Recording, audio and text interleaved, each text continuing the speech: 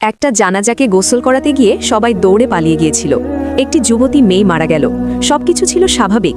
গোসল করানোর সময় যখন গোসলদাতা মহিলা মৃত কন্যার মুখে পানি ঢেলে দিলেন, হঠাৎ করে তার মুখটা বদলে যেতে লাগলো।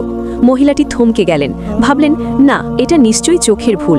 কিন্তু কয়েক সেকেন্ড পর যখন আবারও তিনি পানি ঢেলে দিলেন, এবার মেয়েটির মুখ আরও কালো হয়ে গেল, আরও ভয়ঙ্কর, আরও অচেনা।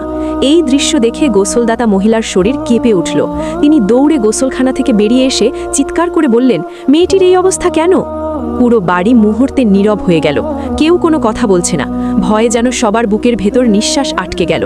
তারপর যুবতীর মা কান্না করতে করতে সামনে এগিয়ে এলেন। তারপর তিনি বলতে লাগলেন, আমি আমার মেয়েকে কতবার বলেছি, নামাজ পড়ো, কুরআন পড়ো, এই দুটোই তো তোমার সাথে কবরে যাবে।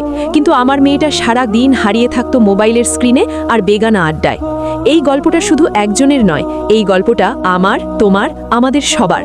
যারা আল্লাহকে মন থেকে ভালোবাসো তারাই ভিডিওতে লাইক দিয়ে চ্যানেলটি সাবস্ক্রাইব করুন, বাকিদের করতে হবে না।